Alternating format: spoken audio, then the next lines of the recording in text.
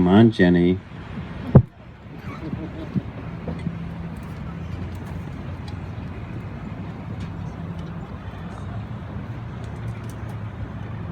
Well, on behalf of who is? Oh, good.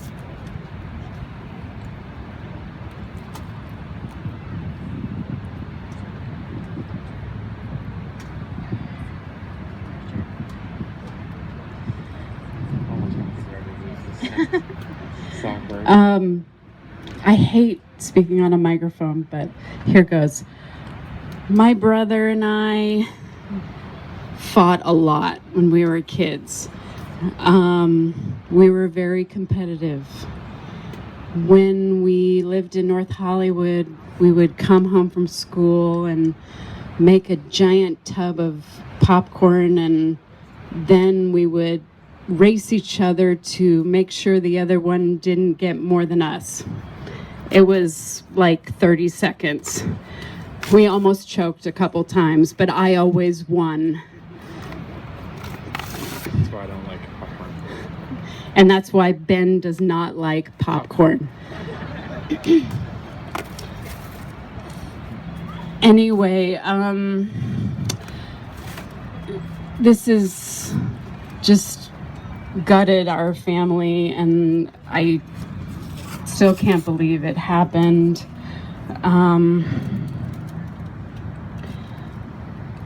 He struggled so much in life, and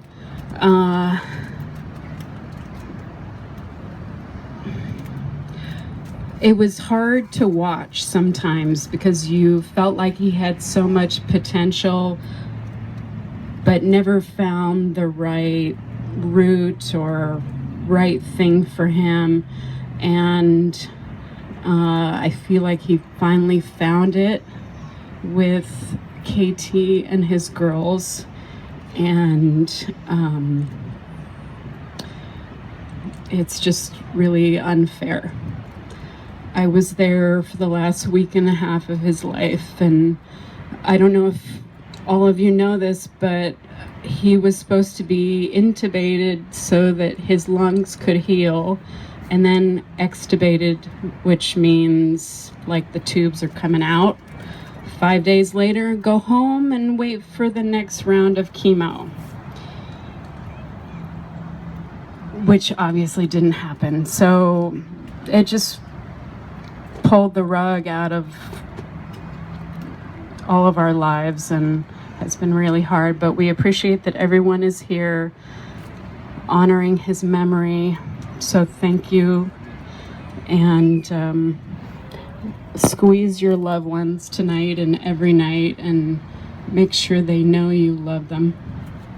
That's all.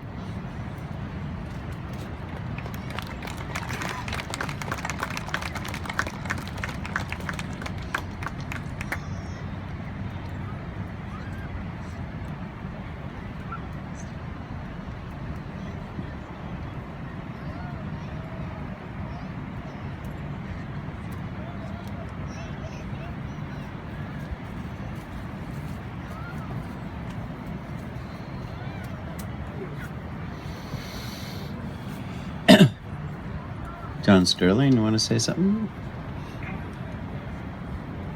Okay. I will say one thing, as a parent, you always worry about your kids when they're little and they run out. Did they run out chasing a ball in the street and get hit by a car, or their childhood diseases, or in today's world, kidnapping, and then they get a driver's license and the worries get. But you never worry about them when they finally figure out how to be an adult and have their own family. And it has been just the most bizarre experience, you just never fucking understand it. And here is Sir Galahad himself. I mean, my fucking hero. I'm John. I'm Aaron's cousin. I'm gonna be real short.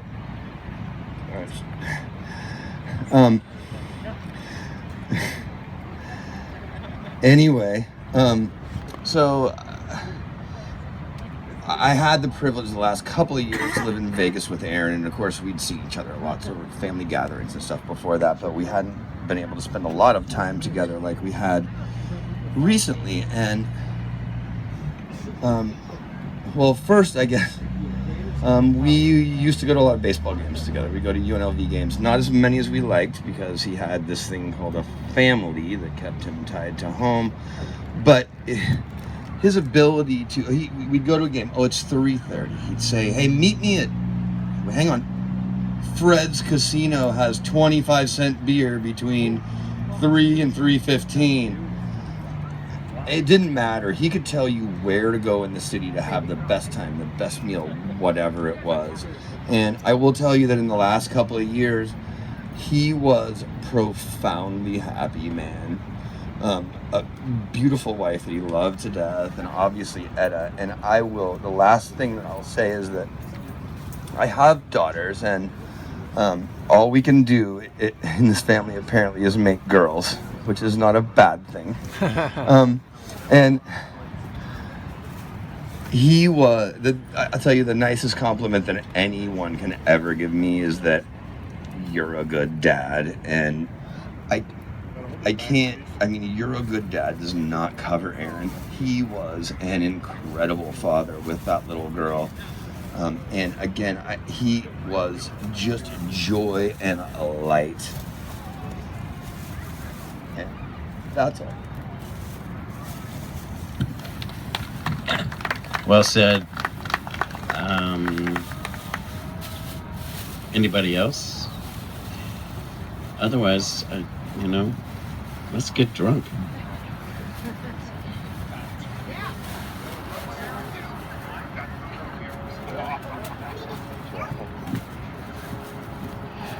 Hi, my name's Luke. That's okay. I could tell a lot of stories like Michael told and Toby told, and but I just remember Aaron being that shining light. That guy that no matter how you're feeling that day, he was the guy who would bring joy to your day and would lift you up. And I wasn't as close as those guys, but going through the changes and all that life brings through junior high and high school, I considered him one of my friends and one of my best friends, and it was an honor to have him consider me his friend as well. And I didn't know of the darkness and the hard times that he went through. Tonight was the first time I had heard of all those times, and it broke my heart because I went through those same hard times and by myself, and they're deep and they're dark and they're scary and they're sad and they're hard, and some people never recover from that. And the fact that it sounds like Aaron did is a testament to his character and his strength and the person that he was put on this earth to be. The fact that he came out of that alive, and then came out of it with love and having it reciprocated by his wife, and to have two beautiful daughters is incredible. And I wrestled growing up, and I always during wrestling you're starving, and it's not a time you want to depart from this world.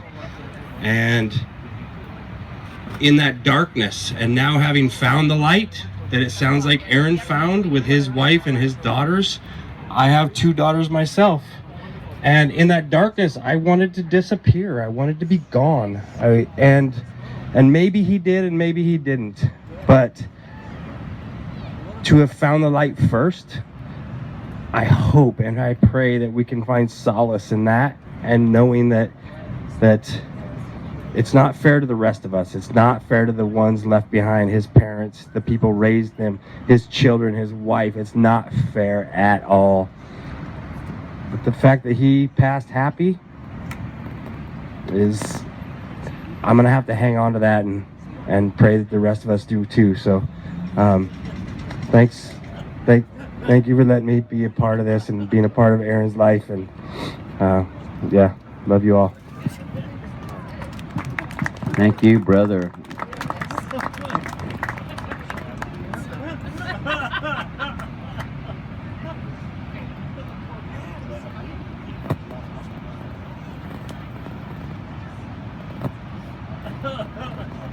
Anybody else?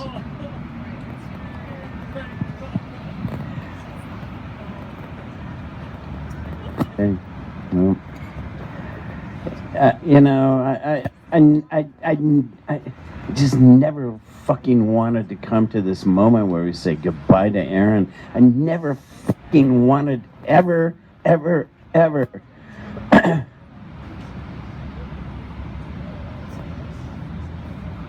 Speak. Hey everybody. So I'm Brian Gilia. I'm Justin's younger brother. I was the tweener of the group. And I just want to take a moment to appreciate having everybody together. They had a Rat Pack.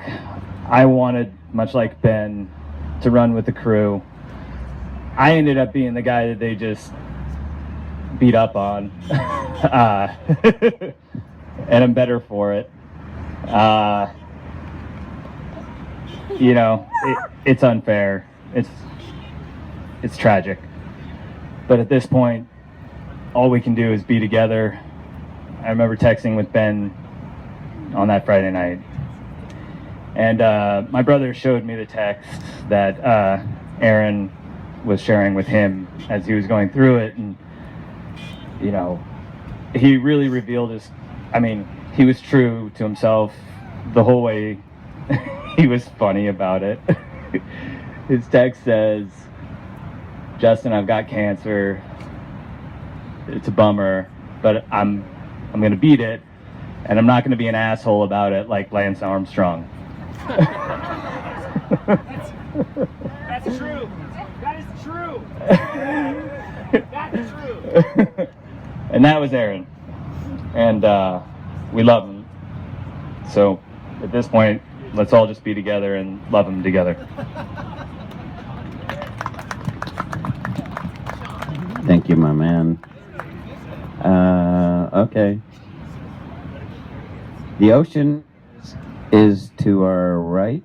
Let's all just get in it and drown. I'm only kidding.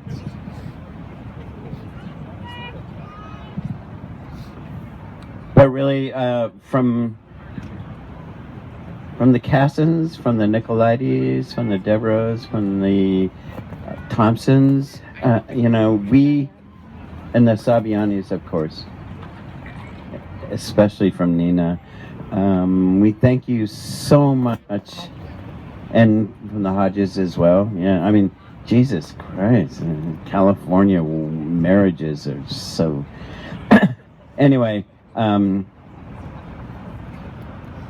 the bottom of our hearts, we thank you so much for coming here tonight and wishing our beloved little cool brother a safe trip into whatever comes next. So there you go. Yeah, Elvis has left the building. No, Aaron has left the building.